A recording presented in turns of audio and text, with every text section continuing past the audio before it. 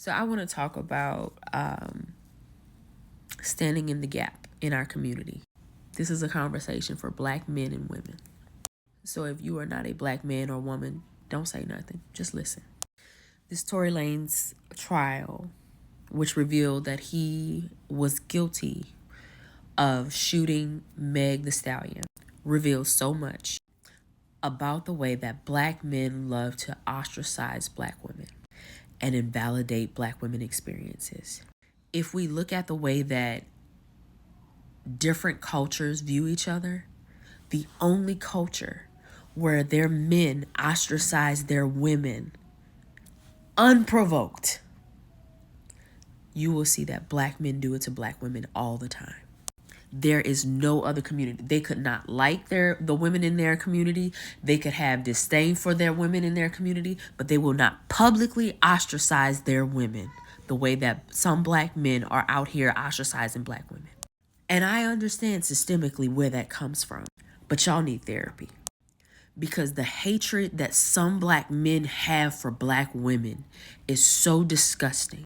We see it in the R. Kelly cases, where Black men justified that man assaulting children. And because it was Black girls, we knew they didn't care. We see it in the way that Tory Lanez was protected by Megan in the beginning. She said nothing about him shooting her, even though she knew he shot her. She protected that man because she knew there was a chance that police would unalive him because of what was happening in our country, because the police had just unalived George Floyd.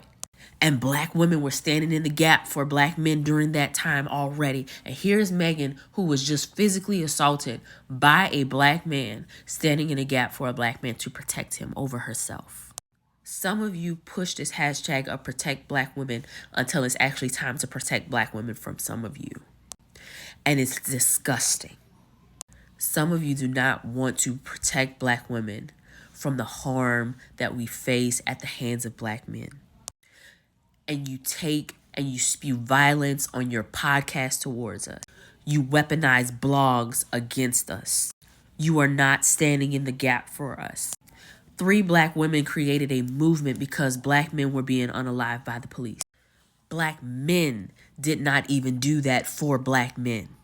Black women as a collective has stood in the gap for Black men, women, and children in a way that Black men do not.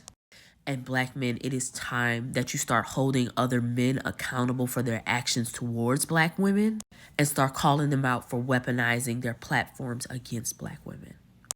We don't deserve this.